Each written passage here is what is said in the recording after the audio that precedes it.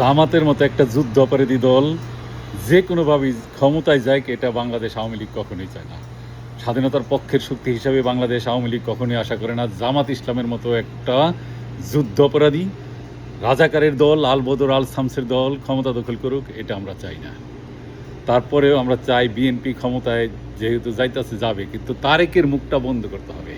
তারেক যেভাবে কথা বলে, এইভাবে যত কথা বলবো তত ভোট কম পাইব। না যাই না শুনে কথা না বলা উচিত।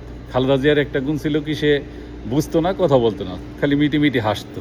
এই হাসার কারণে তার একটা মোটামুটি জনপ্রিয়তা ছিল।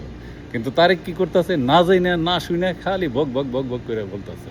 ফরিদপুরে যায় বলতেছে কি এই অঞ্চলে কি সয়াবিন চাষ হয় না? আরে বেটা, ফরিদপুরে সয়াবিন চাষ হবো কে? ফরিদপুরে কোনোদিন সয়াবিন চাষ হয়েছিল জীবনে?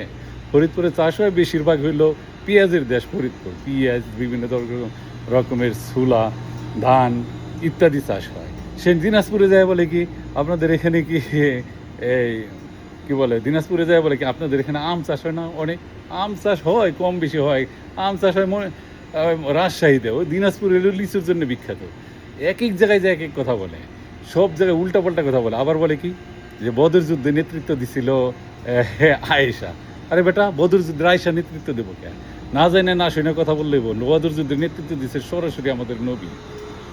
আর যে কোনো বিষয় যদি না জানেন তাহলে চুপ করে থাকেন না। বদর যুদ্ধের নেতৃত্ব দিচ্ছে নবী, এবং আমির হামজা এবং আলী ছিল তাদের প্রধান সেনাপতি। সেই যুদ্ধে আমাদের মুসলমানদের বিশাল বড় এক জয় হয়।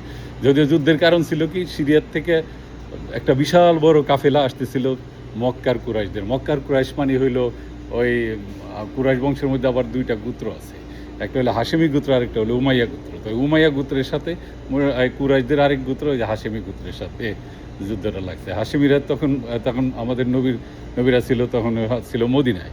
তো মদিনার কুরাইশ এবং মক্কার কুরাইশদের মধ্যে বলা যায় মদিনার হাশেমি এবং উমাইয়াদের মধ্যে যে যুদ্ধটা লাগছিল, সেই যুদ্ধের কারণে শেষ পর্যন্ত 313 জন এই নিয়ে আমাদের নবীর দল জিতে বদরের যুদ্ধে।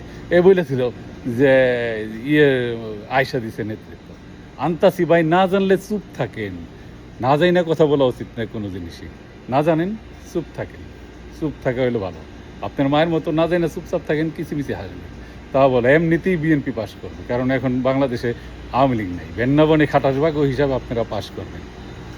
আর তারেকের মুখটা একটু বন্ধ থাকলে ভোটটা একটু বেশি পাবেন, বেশি সিট পাবেন। যত কথা বলবেন তত সিট হারাবেন।